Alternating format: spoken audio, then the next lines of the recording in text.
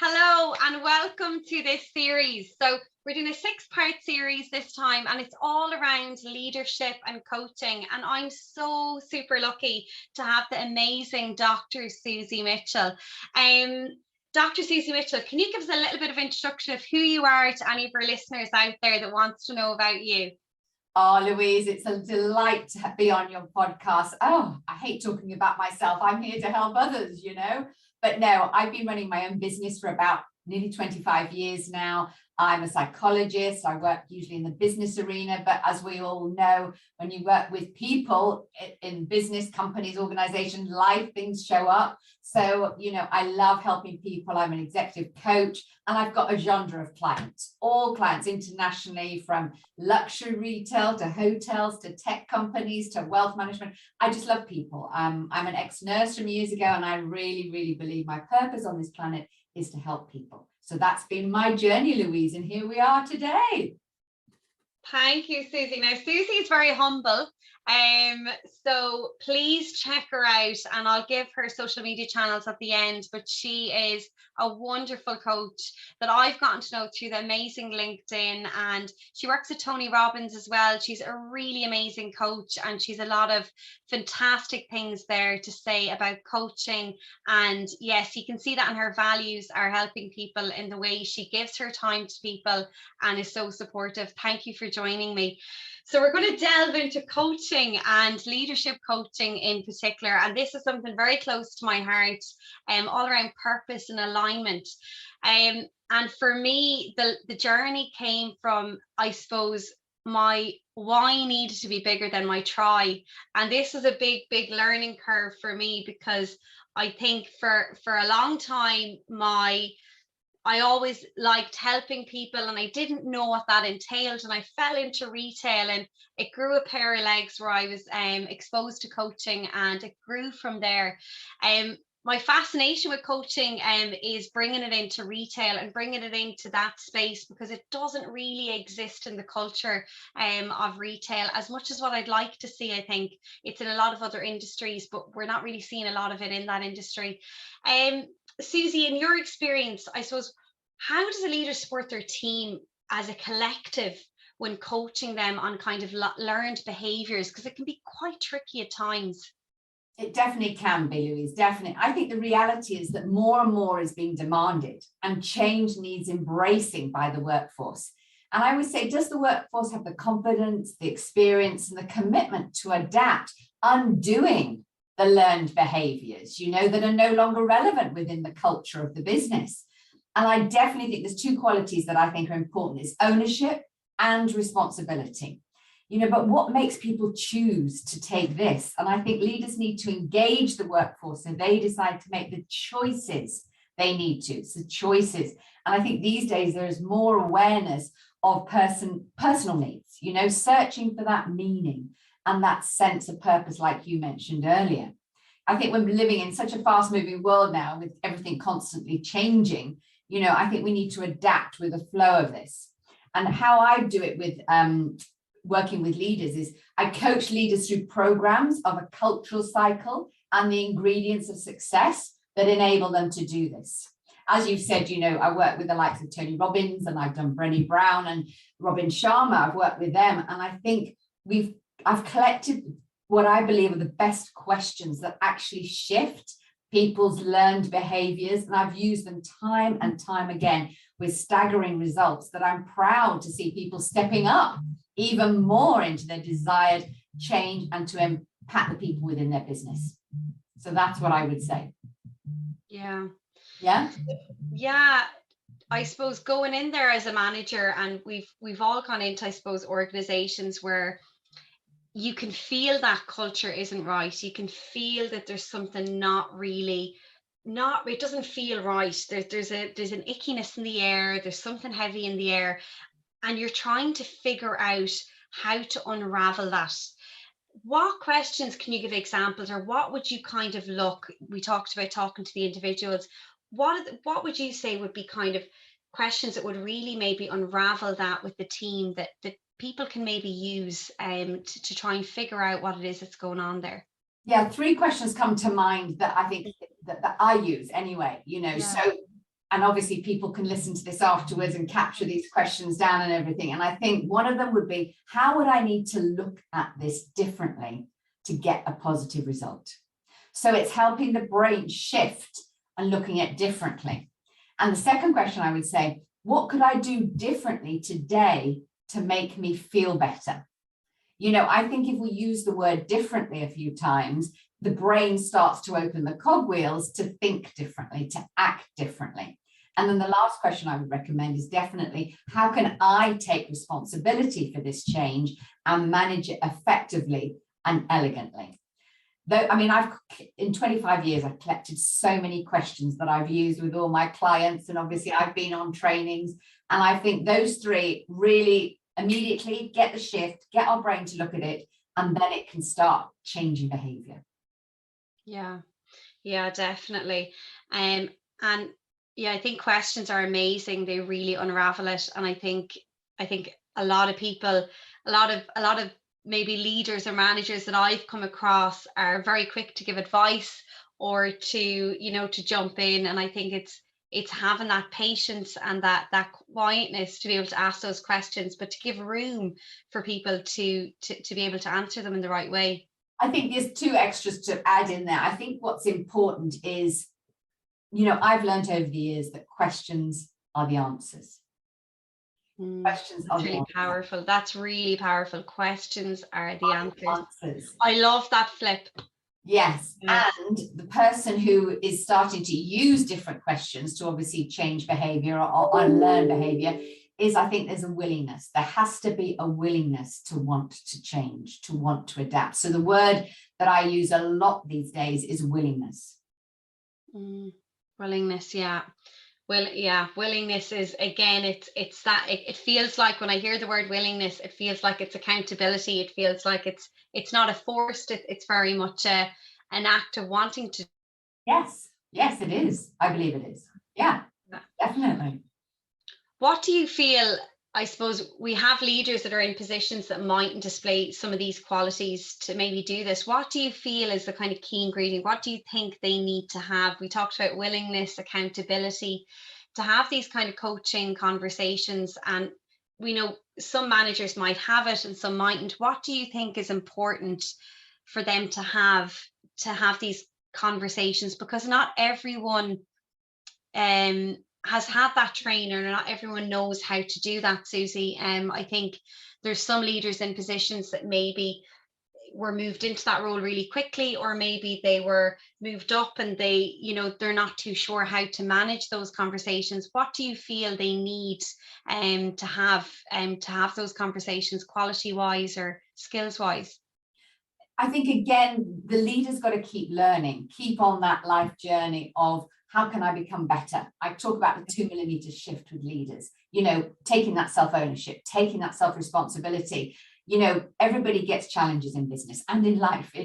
Business mirrors life, really. So it's finding out, right, how do I take my self-responsibility to progress me so that I can help others in the workplace or in my personal life? I think it works across the board. So I would say they need to take that self-responsibility, and that to me is a quality. Because so many people don't want to look in the mirror. So many people don't want to show up to be the best they can be. They're comfortable. They're steady eddies, whatever it is. But I think if you choose to be a learner, a student of life, I look at it every day. How can I be the best I can be to help deliver to my clients? And I think the biggest would be self-responsibility. I would say there, definitely, Louise. Definitely. Okay. Yeah, really, really good. Yeah. And then just all these things are popping into my head as you're saying that self-awareness. And I can actually picture people through work or personal who have had that level. It's really, really interesting. A coaching question I've used a few times is, who do you admire? Yes. And what qualities or behaviors or values do they display? Yeah, and really get the conversation going that way. So it's really interesting to see it from a perspective of that. What do you find, I suppose, looking at the roles and finding your purpose, how does that play in a person's overall fulfillment of life? Because I know from having, I suppose, performance conversations, and I would always bring it back to the individual. The business would always have a document, and I'd always go outside of that, because I know when you're dealing with people, we can talk about key performance indicators and all of this, but that's not really going to get them motivated to go on the sales floor and increase these KPIs. But some people don't know what their why is, Susie. A lot of people don't know what their why is. And I know it took me a really long time to know what my why is.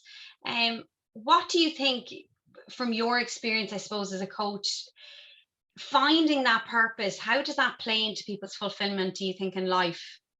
I totally agree with you. Many of the people I work with find this a challenge. They really, really do. Yeah. Nobody can identify their purpose. And what I've again learned over the years is I do some very specific exercises to deep dive and bring out what's in their heart and what's in their emotion. We shared off camera, as we did a minute ago, about, helping somebody to read their own energy, helping somebody to let go energetically, and it's everybody, and not everybody, but many people have this challenge. I remember when I was a nurse, like I said, many moons ago, and I absolutely loved caring and helping people then. So whatever I did when I moved into the business world had to revolve around that.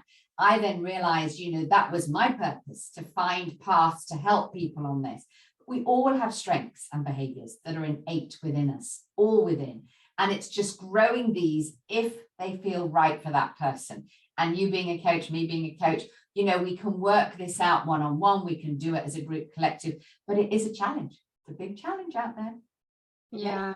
Yeah.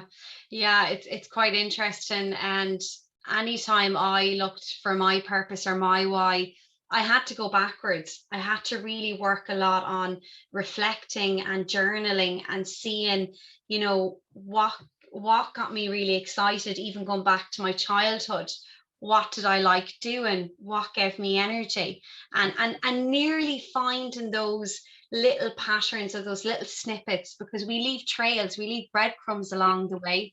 And it's finding those breadcrumbs. So yeah, it's really interesting, I think. And I think a lot of people through COVID, because we had to stand still, they had a lot of that time to reflect. And that's really where my purpose journey really gained wheels and traction, because I had to stop. And that's where that came into. So I just wanted to get your view on that. So it's really interesting to hear. And we shared helping is definitely a value. I think most coaches and helpers, I think, have that inside them, that giving and that helping and wanting to help others. They do. I also like your word reflection. I do a technique called the self-reflective mirror, and it's exactly what you said. We've got to sometimes go back to go forward, find out, from the past, what worked, what didn't work. Is it a behavior? Is it a feeling? Is it emotion? There's so many things, but it's very true. The word reflection is part of it as well. Yeah. What does it being aligned mean to you? Because alignment is very much a buzzword. It's been a buzzword, I think, recently, and we're talking about it a lot. And I'm always interested to hear, what does aligned mean to you? If you could sum it up or say to somebody, what does it mean? Well, let me tell you what it means to me. I think it's truly living our true values. That's what I believe it is. When behaviors, thoughts, others go against their values, that is when so many unpleasant things happen to them. There could be conflict, there could be negative situations. Even when people have healthy debates, I call them, when people have different opinions, it's so important to understand somebody else's point of view. We may not agree with the certain parts of the discussions, but see it as a gift when you're having that healthy debate with other people if they go against your values and things, because we need to understand others. But I would say absolutely, aligned means living to the values. Most definitely. Yeah, I love that. When I looked back on my journey and seen helping and kind of figured out helping, how does that, because it's very much a vague. And I remember doing a values assessment matrix, and I was coming back with all these words, and again it was like a puzzle almost, figuring it out. And I think what you touched on there, that's something that's very important to me. And when I look back on my journey, I was serving customers, I was serving my staff, I was helping. helping build, so it all did come back to serving and helping people. I was in a service industry, so it fed into that. So yeah, it's just really interesting to hear that, Susie, values, because we do have them. And I think sometimes people, when they hear the word values, they kind of think it's very much a far away thing, it's very abstract. But I think sometimes we bring it back to what we do in a day-to-day life and what those actions are. It's a simplified version of what it is that we're really talking about today. Yeah, definitely. Yours is helping, Susie. So I'm gonna put this back to you. Your value is helping. How does it show up in your daily life? How does yours show up? Because I love asking, I love putting a little story together of what that looks like. I think in my daily life, one of the absolute my values are that I have daily thoughts about is gratitude. Gratitude, gratitude of people, gratitude of experiences, even the challenging ones, Louise. As I believe, I may need to hear that lesson over and over again until I get it. I'm every day I write a gratitude journal every few days, what I'm grateful, but I literally, because I choose to be a student of life, I keep saying to myself, how can I be an even better person, with my gifts to serve others? So I would say, the daily thoughts I have about gratitude, that's what keeps me to my North Star and keeps me to my true values. Definitely. I love that. It's beautiful. I love that. I think gratitude it's very underestimated, but it's such a powerful tool. It is so powerful. It's amazing what it does. And it's writing that down. I think it really brings it to life. But also, I don't know whether you know this, and you may know this, but gratitude and fear cannot live in the mind at the same time. You can't have gratitude thoughts and fear thoughts. Oh, I love that, Susie. One or the other. It's really interesting. So if you fill your heart, your soul, your mind with gratitude, it mitigates, it really brings down the not so good side of things. I love that, Susie. Love that. I'm gonna write that down. I love that. If you can't see right now, anybody, but if anyone was in my office, right behind my laptop, I have these words that mean something to me. When something, when that means something to me, and when I put it up, there could be times throughout the day where I'll look up and I'll go, yeah, you know what? Yeah. I'm going into your unconscious mind. Fabulous. Exactly. Yeah, I love it. Yeah, it really works for me. A visual, and definitely it evokes that emotion, because I can link it back to, and I'll link this back to the conversation we had, and that I'll get that feeling again. It works. It's amazing. Yeah. Have you ever coached someone that they felt they were aligned, and then to realize, Susie, that they were like, no, I'm no longer aligned to this. It's no longer serving me. Do you believe it can change, or have you ever experienced that change? First of all, I definitely do believe people can switch and pivot and change. They've got to have that word willingness that I mentioned earlier. And I actually coached a CEO 3 years ago who built a phenomenal business in one direction, and then he had lost the passion and the drive for that business. And a few sessions later, he absolutely pivoted and is truly loving what he's building now. And he's going to take it to an 8 figures exit. Absolutely phenomenal. But he realized he'd lost his mojo, lost his purpose, still has a sort of handed the reins of that business over. And now he's really gone deeper. He's a different season of life. He's a little bit older, more wisdom, because I truly believe we go through seasons of our life and get different learnings. And he's definitely pivoted, and he's loving what he does with a mega passion. Yeah. Oh, I love that. Was that a journey that took a while? Was there a lot of self-reflection, Susie? How did he get to that point of repivoting? Was it him realizing it himself? Was it the coaching? Was it reflecting? What came about that? Or was it just that he wasn't getting the output that he was putting in? How did that realization occur? Great question, Louise. I've been working with him and his leadership team for about 3 years. And obviously we progressed the business, because I work through the business, through the people. That's my role when I go into companies. And I'd noticed for about 3 or 4 months, he was off kilter. So when I had my one-to-ones with him, my private coaching with him, we just did some deep dives, and I found out, you know, he'd lost that desire. He'd lost the energy to actually focus on the business. And I found out what it was. And he felt I've achieved everything I wanted to achieve, because entrepreneurs or CEOs or visionary people, they pivot more often than not. You know, that's a pattern that I see with CEOs and entrepreneurs, those that have their own businesses, because they so excited about building something, and then when they've built a platform that's phenomenal, they lose the energy to do it, so they want to go and build again. And yet some of them don't have the heart to do it, because here we go again attitude. So it took about 3 coaching sessions with him when we identified. I had to call him out on it one day, and I said, you know, you're not living your truth. And he went, how did you know? And I said, listen, I'm not going to mention his name, but I've been working with you a long time, I know. And it took about 3 coaching sessions, and then the light bulbs went off, and he said, I've just got to let go of that, hand the reins over and move on to the next. And, you know, it's just having that realization, that awareness. Yeah, that's really powerful. And it's great to have that. I think, you know, you mentioned calling him out on that. And I think sometimes as coaches, and I know myself when I started coaching, I was actually afraid to call my coachees out on stuff. And it did take a while, because you're trying to, you know, it's there, and you're asking those questions, and you're unraveling and you're unraveling, and then you're going, okay, you know, it's going to happen, and then it doesn't happen. So I think I love that approach, Susie, of we are the mirror, I think, to our coachees. We mirror, and I think it's very important as well that when we see that we do call it out, because it helps them on that journey.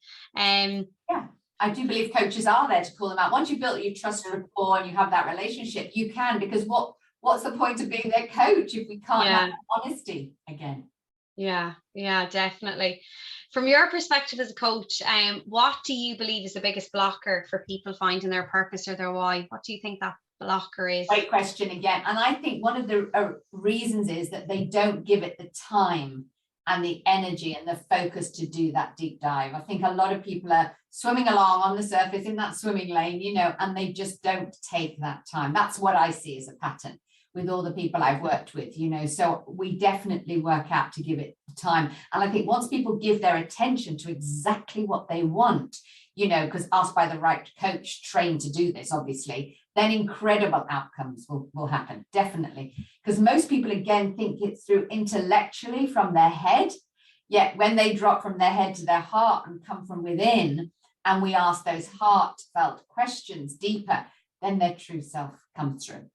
I think many people do not want to be perceived by others with the true, real belief systems. People wear a mask, you know this. And I think perceptions can really prevent people from living their truth. So again, when we open it up and bring those real beliefs, real truths forward, I think people then, it's lovely, the mask is dropped. Yeah, definitely. And I think I can definitely relate that sometimes we look to find our why with that rational part of our brain. We look to rationalize that why and that purpose, and that's not where that comes from. That comes from a different place, and it comes from that emotional part of us. And I think definitely that's where there's a different part of our brain that's working. And I think from seeing some clients that sometimes there's an expectation of, you know, you're doing medicine or you're doing law and we have that expectation that we feel others have of us, and that can also possibly be a blocker that we have in our way. Agreed. What in your life have you come across as your biggest obstacle, and what you need to draw on to overcome this? And I love asking you these personal questions. You're probably going to literally stop asking me, but I just think it's interesting because you're a coach, Susie, and you're fantastic at what you do. So your self-awareness and self-understanding is quite high, I can imagine. So when I'm asking these questions, I know they won't be a bother to you, so that's partly why. I don't mind at all, because if it can help one person, that's yours and my belief, I'm sure. If it can help one person to live their true values, etc., then I think it's important. I think it's when I chose to move from nursing to the business world. That was probably my biggest obstacle. You know, this is years ago, and I was 18 and decided to be a nurse, and I chose that as a profession. probably the age of my life. There wasn't a lot of choices then as a woman. And I still wanted to impact and make a difference to more people's lives. And I discovered I had a real thirst for learning about the mind and neurology and how it works. Hence, I did, my PhD in neurology and psychology, but I had to be my own guinea pig. I had to take that leap of faith to jump careers. My father thought I was crazy. How can you give up a nursing profession? And I said, no, it felt to me like I had to do it. I was on this mission. It was like an epiphany. And I just knew that I had to take that leap of faith, and I knew I had to do it. And I've never looked back, because I'm still helping people within this arena. And I just love learning. I love learning. Love it. Love it. Love it. Yeah, that's fantastic. For anyone that's in that phase, because a lot of people are moving into what they were doing, into a new career, what would you say is the biggest support tools or the biggest resources that they can really, I suppose, have around them as a solopreneur, as someone that's starting out, they've moved to maybe starting their own business? What would you say would be the advice you'd give them maybe on that journey starting out, Susie? Well, I have to bring it back to what we both do for a living. When you're on your own as a solopreneur, is find a coach. I know when you start up a business, you don't have a lot of money, because you want to start your business to build money, and build values and build relationships. But I would say find a coach, because, I've been blessed over the years to have amazing people that we've mentioned already as a coach to me. But find somebody that relates to your energy, and find that coach that you can soundboard off. You may not need a coach to say, oh my gosh, how am I going to do it? Because you might be very clear, but you need somebody to support you, to hold you accountable, to be with you on the journey, to bounce ideas off. And that is a massive resource that I think it'll help so many people realize that. Whether you're in a big business, you're running your own business now, you and I believe in coaching. That's why we choose to do it as a profession. Yeah, definitely. And to keep you in check and to have that support and accountability, I think it's so powerful, especially when you're on your own. Thank you so much. I've had so much knowledge out of this time together. And before we came on air, I honestly could sit and talk to Susie all day long, because she's one of those people. You're just one of those people I just want a cup of tea with and talk to for 2 or 3 hours. Where can people find you, Susie? So can we shout out your website, or where people can maybe get a hold of you if they want to reach out to you? Yes, I'm on LinkedIn under Dr Susie Mitchell, and my website is susiemitchell.co.uk. So that's SUSIE, and then my surname.co.uk. But please reach out to me. Louise is amazing at what she does, and she's put these incredible podcasts together. So she's always your first port of call. But if something resonated with what I've said, please reach out, and I will always reply to a DM. Always. Thank you. Thanks so much, Susie. I appreciate you coming on, and thanks a million for your time, and look forward to talking to you again soon. Definitely. Bye-bye, Louise. Bye. Thanks.